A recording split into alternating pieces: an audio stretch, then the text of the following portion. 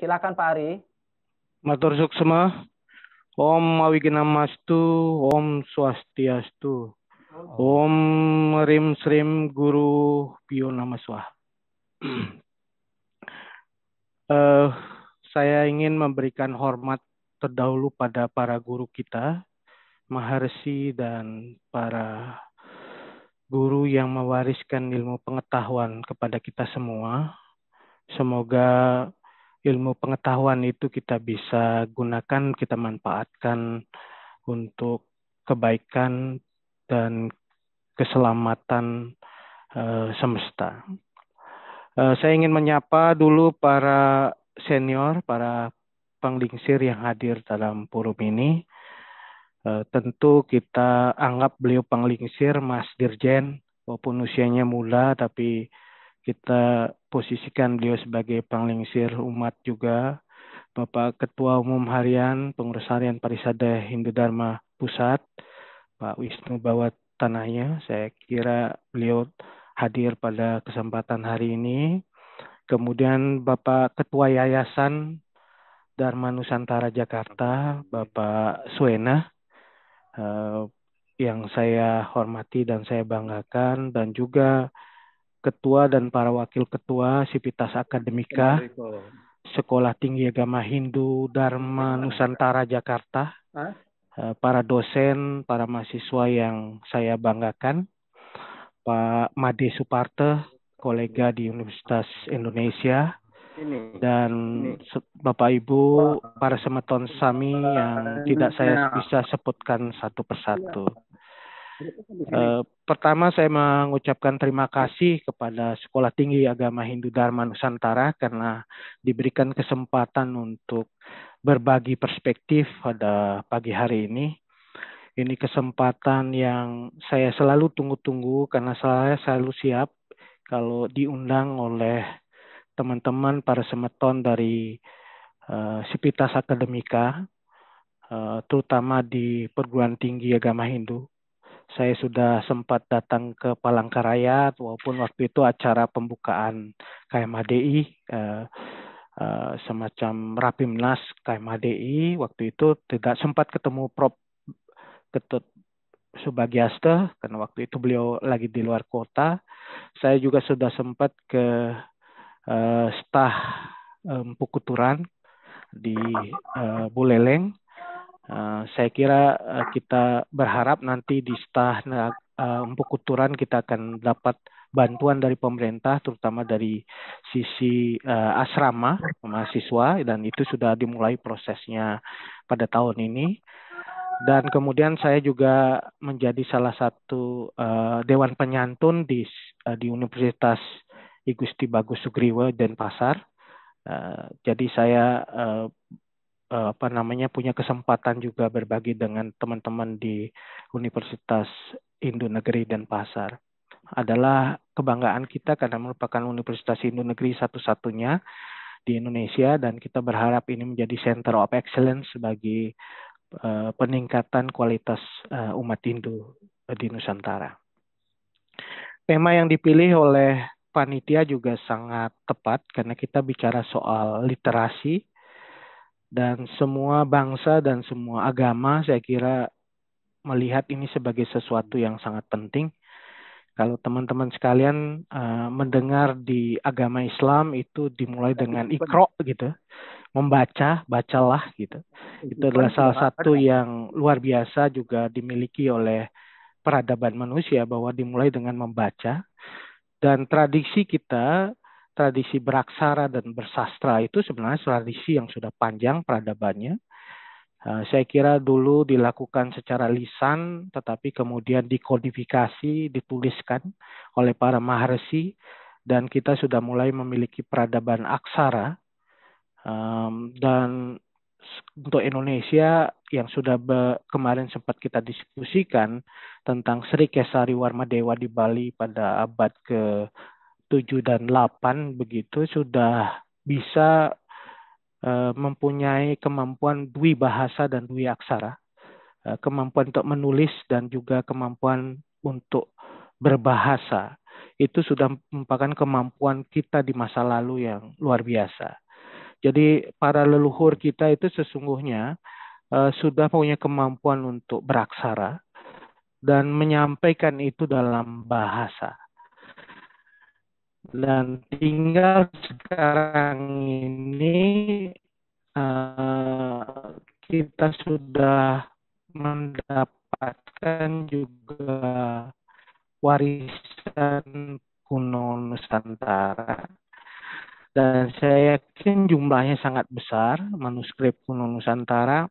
Dan kita selalu punya kemampuan lokal jenis kita untuk mentranslasi itu ke dalam uh, bahasa dan juga kasanah lokal kita. Misalnya kitab Ramayana dan Mahabharata itu sudah bisa dialih aksara dan alih bahasakan ke dalam bahasa Jawa kuno. Itu pada masa-masa Kediri. Dan bahkan kita sudah lihat reliefnya di Candi Prambanan pada Rakai Pikatan dan kemudian pindah ke Jawa Timur, kita juga sudah punya kemampuan untuk menulis misalnya Arjuna Wiwaha yang ditulis pada saat itu, Gatot Kaca Seraya, dan kemudian juga kita juga punya penulis tentang Lubdaka, dan banyak sekali kemampuan dari lokal jenis masa lalu yang mengadaptasi dari tulisan yang dari Sanskerta ke dalam Jawa kuno. Nanti Pak Pandi Suparto jelas pasti akan mengelaborasi lebih tajam mengenai hal ini. Ini menunjukkan bahwa peradaban kita beraksara dan berbahasa itu sudah sangat panjang, dan kemampuan dari bangsa kita untuk mengadaptasi aksara dan bahasa itu sudah cukup panjang juga. Oleh karena itu kita tidak boleh tertinggal di dalam tradisi literasi ini, karena ini adalah kemampuan dari para leluhur kita di masa lalu untuk mempunyai kemampuan untuk menuliskan sesuatu, membaca dan menuliskan sesuatu, dan juga mengkomunikasikan, mentransmisikan ini ke dalam satu pengetahuan, dan dikenalkan di dalam asram-asram dan pasraman yang ada, dan selanjutnya menjadi Dharma Sadana, sebuah aksi yang juga dilakukan di masa lalu, dan itu adalah bagian dari apa yang kita sebut sebagai tradisi peradaban Hindu yang kita miliki. Bapak Ibu sekalian, saya menuliskan sebuah paparan yang saya beri judul Dari Literasi Menuju Dharma Sadana. Saya kira ini merupakan sesuatu yang sangat penting bagi kita untuk menurunkan literasi itu ke dalam sesuatu yang lebih profetik. Suara-suara kenabian atau pesan-pesan kenabian itu harus bisa diturunkan ke dalam kerangka etik. Ini saya kira juga menjadi satu cara berpikir penting yang dimunculkan oleh para pemikir kemajuan Islam, ya, misalnya Kunto Wijoyo, ya. Kunto Wijoyo itu adalah dosen sejarawan Gajah Mada, Universitas Gajah Mada, tetapi juga pemikir Islam terdepan. Beliau mengatakan bahwa yang kita lakukan penting adalah sekularisasi ajaran-ajaran yang ada itu ke dalam sesuatu yang membumi sifatnya, yang profetik, yang menjadi kerangka etik bagi tindakan kita bersama. Sehingga kekayaan kita terhadap literasi itu tidak berhenti pada literasi, perayaan literasi. Tetapi perayaan literasi itu harus diwujudkan dalam perubahan etik dalam masyarakat. Masyarakat yang kaya literasi itu harusnya juga kaya dengan etik yang makin baik gitu. Itulah sebabnya mengapa kita selalu mengatakan masyarakat cerdas, masyarakat yang semakin terdidik itu harusnya etika sosialnya semakin bagus gitu. Ya, itulah kemudian menjadi inspirasi dari perubahan yang akan terjadi dalam kemajuan peradaban. Itulah sebabnya mengapa saya mengajak untuk berbicara soal dari literasi menuju Dharma Sadana. Karena saya yakin buat teman-teman di Sekolah Tinggi Agama Hindu memahami betul apa yang kita maksud dengan Dharma Sadana. Bahkan kita ingin mempunyai banyak sadaka yang betul-betul mempunyai kemampuan untuk menjalankan sadana ini. Bapak Ibu yang saya hormati, jelas tidak ada yang bisa menolak bahwa pengetahuan itu adalah sesuatu yang sangat penting dalam kehidupan kita. Di Sarah Samuscaya yang sangat populer, ini adalah musuh kita yang terbesar itu adalah kebodohan. Karena kebodohan itulah yang kemudian bisa menyeret orang pada sesuatu kerangka etika sosial yang buruk. Jadi yang kita sebut dengan keburukan, kehancuran peradaban itu karena kebodohan. Oleh karena itu sangat penting bagi kita untuk menghilangkan kebodohan ini melalui pengetahuan. Di ajaran agama Hindu yang kita miliki saat ini adalah pengetahuan itu sangat penting sekali. Ibarat sinar terang untuk mengatasi kegelapan yang kita sebut kebodohan. Sesuatu yang awidya ya, yang sesuatu yang gelap, orang tidak punya kesadaran diri tentang eksistensinya, tidak ada proses bahwa dia sadar sebagai manusia begitu, dan akhirnya kehilangan kemanusiaan, dan pada saat yang tertentu dia tidak mampu untuk bangkit. Kebangkitan itu dimulai dengan kesadaran, dan kesadaran itu hanya bisa diperoleh dari pengetahuan. Nah, proses perubahan melalui pengetahuan inilah yang sangat penting. Transformasi yang kita bayangkan di dalam peradaban itu selalu pilar pentingnya adalah proses transformasi diri manusia. Tidak ada proses perubahan peradaban karena kemajuan kalau manusianya tidak berubah. Oleh karena itu, perubahan dalam kesadaran manusia itu adalah esensi dari proses perubahan peradaban. Oleh karena itu, banyak sekali orang menekankan pentingnya pengetahuan, pendidikan itu di dalam proses perubahan peradaban. Karena dalam pendidikan itu ada learning to know, kita tahu, kita belajar untuk mengetahui sesuatu, pengetahuan itu sebagai sesuatu yang membuat orang tidak tahu menjadi tahu. Kemudian learning to do, bagaimana pembelajaran itu membuat orang menjadi tahu apa yang harus dilakukan. Ini penting sekali karena kita mengerjakan sesuatu dan tidak mengerjakan sesuatu itu basisnya pengetahuan. Kemudian learning to live together. Ini penting sekali karena kita adalah makhluk sosial yang tidak hidup sendiri. Dalam pengetahuan itulah kita bisa membangun suatu cara untuk hidup bersama. Kemudian yang terakhir learning to be. Kita ingin belajar untuk mencari bentuk sesuatu yang kita inginkan. Bapak Ibu sekalian, tentu semua orang sepakat tentang ini. Tetapi pertanyaannya adalah bagaimana memperoleh ilmu pengetahuan. Banyak cara untuk memperoleh pengetahuan. Saya kira dari kitab suci Weda juga banyak sekali cara kita peroleh pengetahuan, apakah sastrata, gurutah, swatah gitu, ataupun menggunakan cara-cara atau jalan untuk mengamati, mempelajari atau mempelajari sastra dan lain-lain. Tetapi sebagian besar dari peradaban manusia itu memperoleh pengetahuan dengan cara membaca. Tradisi membaca ini adalah tradisi penting di dalam konteks transfusi ya. Proses perpindahan pengetahuan itu sangat penting didapatkan melalui proses membaca. Mungkin dulu di zaman masa lalu prosesnya tidak semata-mata membaca, bisa melalui proses Upanishad ya, penyampaian yang disampaikan oleh para guru kepada sisya dan tetapi dalam konteks masyarakat yang semakin kompleks dan modern, membaca menjadi satu cara untuk membuka jendela dunia yang lebih luas begitu. Nah, oleh karena itu ini penting sekali esensinya membaca. Nah, walaupun demikian kita punya tantangan serius dengan soal membaca ini karena minat membaca masyarakat Indonesia itu cukup memprihatinkan. Ini data dari UNESCO menyebutkan bahwa dari 1.000 orang Indonesia hanya 1 orang yang rajin membaca. Ya, sekarang kita bersyukur ada media sosial, media baru yang membuat orang membaca secara instan ya. Tapi sebenarnya tradisi membaca itu tradisi yang tidak instan ya, ada proses untuk mempelajari lebih panjang. Sekarang kita terbantu tiap hari Pak Ketut sebagai haste mengirimkan WA yang isinya renungan harian begitu, itu banyak orang membaca. Itu teknologi untuk mempercepat. Tapi itu kira-kira instan ya. Tapi tradisi membaca di Indonesia dalam catatan UNESCO masih cukup rendah.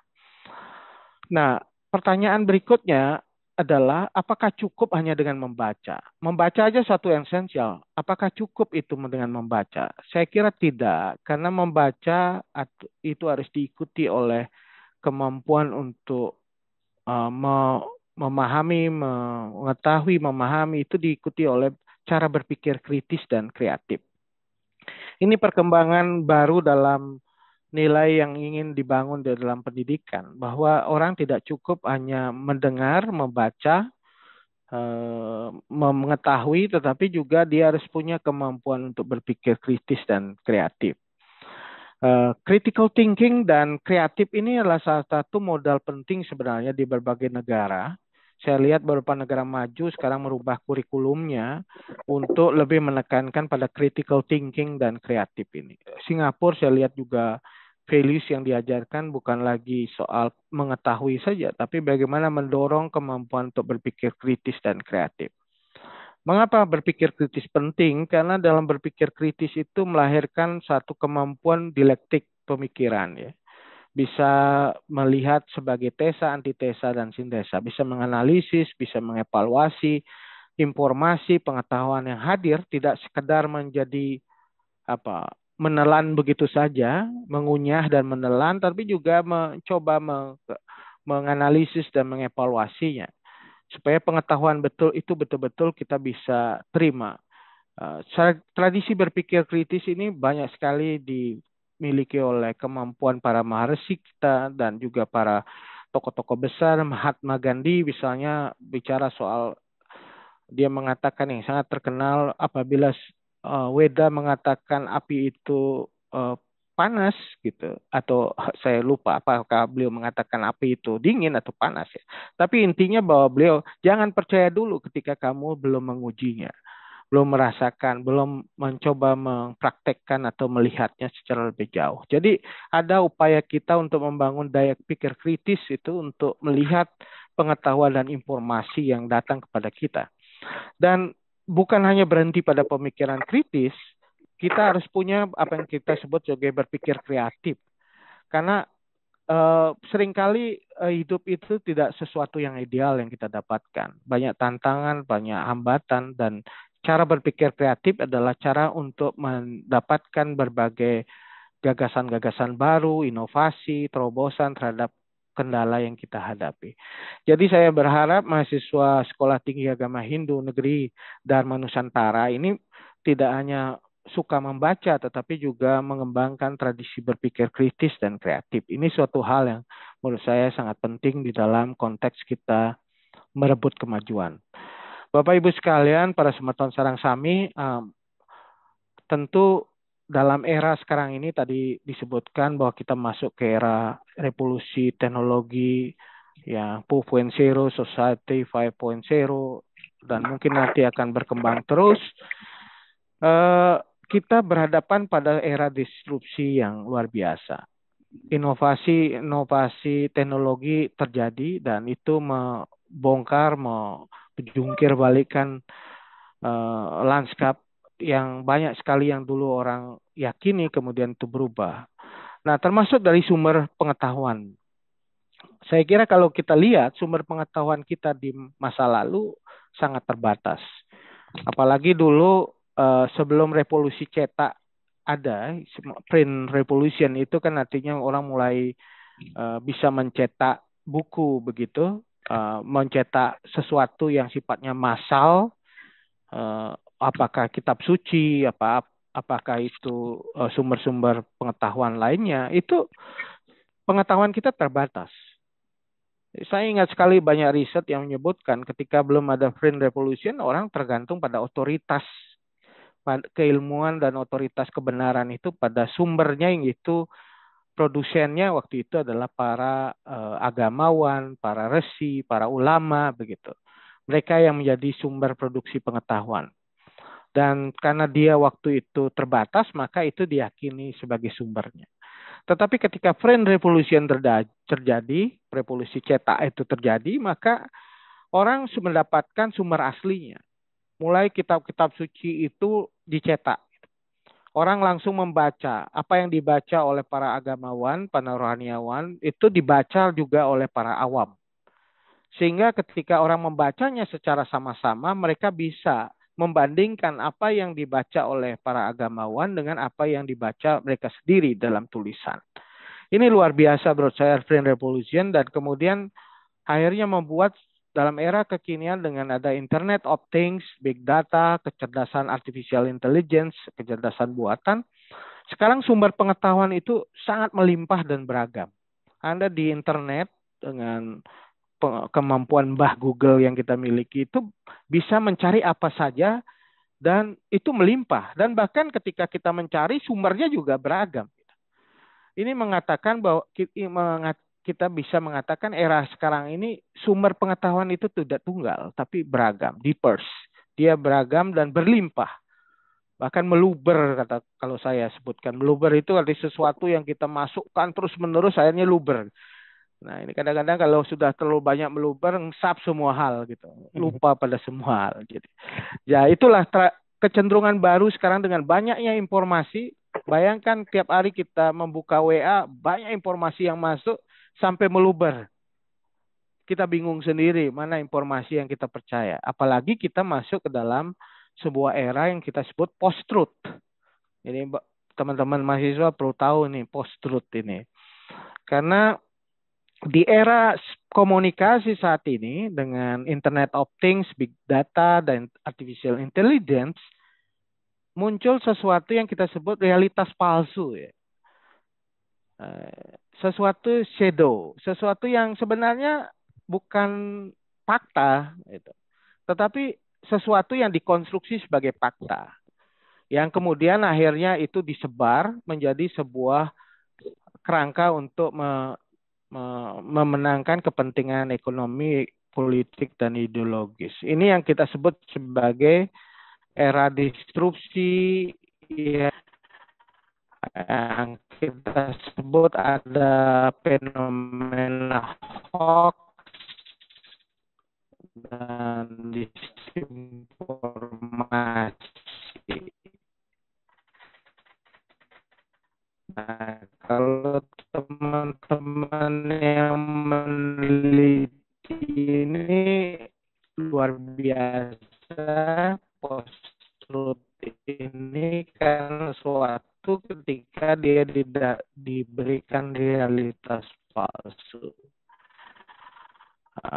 Ketika orang dengan produk tertentu rambutnya dulu kering jadi rambutnya menjadi makin dikonstruksi dan kemudian itu disebarkan dan itu menjadi produk itu berkembang awalnya di strategi marketing ekonomi untuk mendorong satu produk itu diterima dalam persepsi masyarakat. Ini yang kemudian dikritik juga oleh karangan perspektif kiri Marxis yang mengatakan ya ideologi itu juga dibangun dalam realitas palsu dengan sebuah konstruksi tentang narasi-narasi besar misalnya tentang kemajuan, tentang modernisasi dan lain-lain.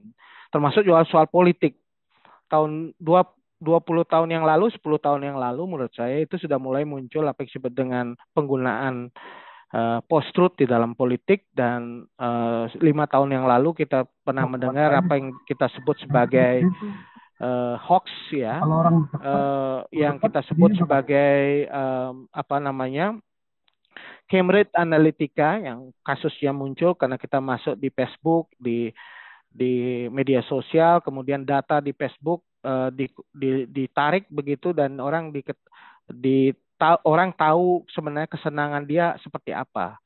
Nah, itu ada di Netflix kalau Anda ingin menonton mengenai soal ini.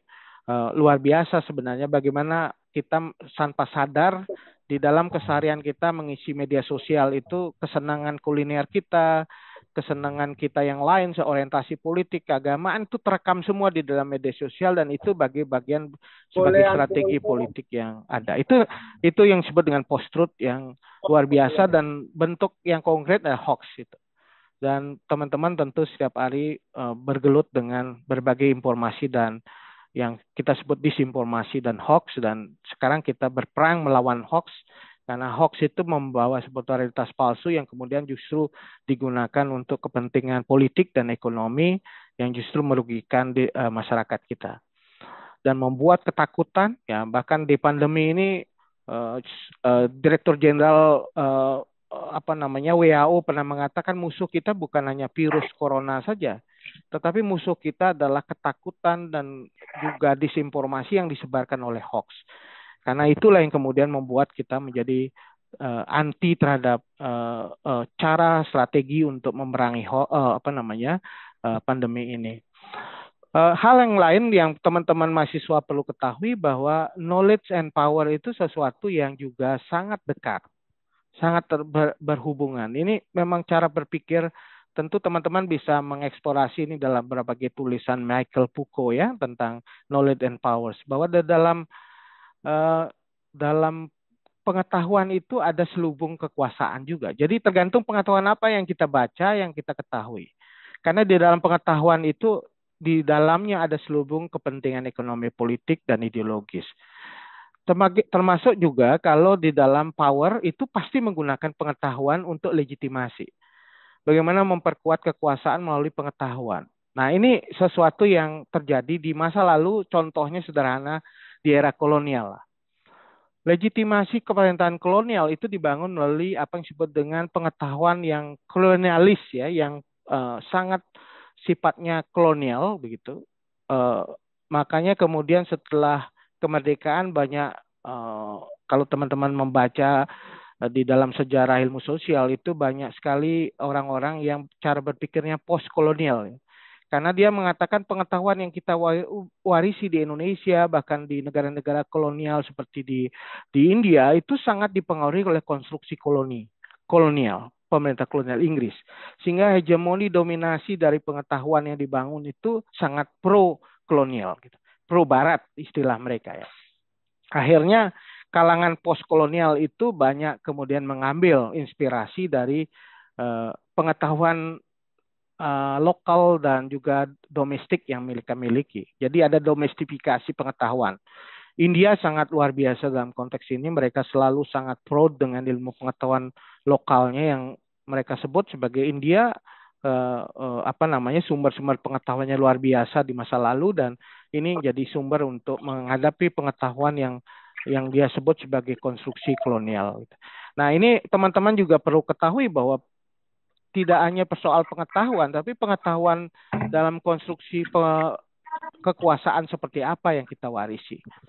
Dan menghadapi era baru seperti ini, tentu para mahasiswa dan civitas akademika juga harus memilih dan memilah informasi.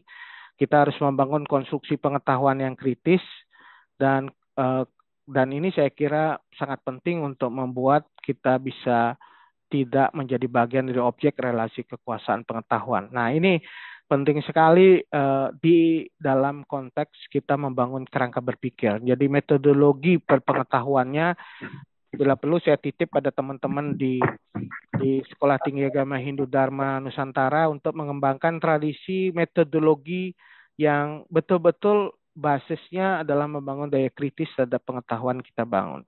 Nah, ini kita bisa pelajari. Nah, terakhir Bapak Ibu sekalian, saya masuk ke dalam tema ini karena saya menganggap bahwa kita tidak boleh berhenti pada literasi. Karena literasi itu harus bisa menjadi sebuah dharma sadana. Ilmu pengetahuan itu harus bisa diwujudkan dalam realitas tindakan. Kita tidak ingin membentuk masyarakat yang kaya literasi, yang luar biasa cerdas, tetapi miskin etika.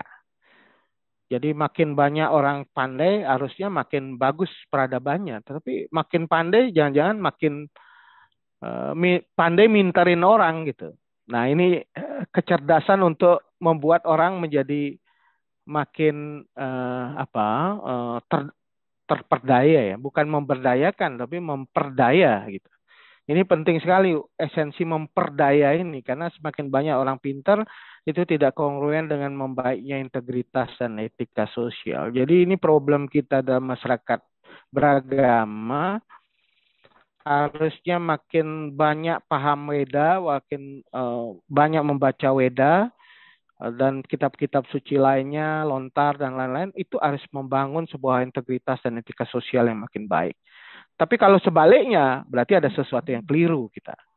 Oleh karena itu, ilmu pengetahuan yang ditanamkan itu melalui suatu proses pendidikan yang saya ambil selalu saya ambil ini, Nanduring Karangawa, ini dari Prando Madisidemen, yang mengatakan kalau Anda tidak punya karang sawah, tidak punya lahan, Karangawa itu adalah diri Anda sendiri yang Anda tanam. Dan dari tanam melalui pengetahuan itu seharusnya mentik. Mentik ini bahasa yang saya gunakan untuk mengatakan dia tumbuh menjadi manusia-manusia yang bermanfaat dan berguna bagi sekitar dan masyarakat yang lebih luas. Ini yang beliau sebut sebagai Maguna Dusun. Maguna Loke yang bisa mensejahterakan masyarakat sekitarnya. Kalau orang Jogja menyebutnya sebagai Migunani. Migunani itu adalah berguna begitu. Ilmu itu harus dikelakoni katilaku dari harus diwujudkan dalam laku dari masyarakat yang berkemanusiaan, beradab, berkebudayaan,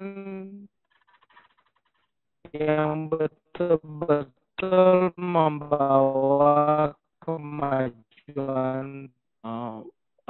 Tentu saja kita bisa lanjutkan nanti dengan diskusi, dan saya berharap bahwa apa yang kita diskusikan mulai dari Sekolah Tinggi Agama Hindu Dharma Nusantara ini bisa menjadi bagian dari transformasi budaya yang terbangun, dari budaya yang tumbuh dalam masyarakat Hindu kita, yang tidak hanya menekankan pada literasi, dan itu penting sekali literasi, tapi kita tidak berhenti di situ, dan kita lanjutkan pada Dharma Sadhana.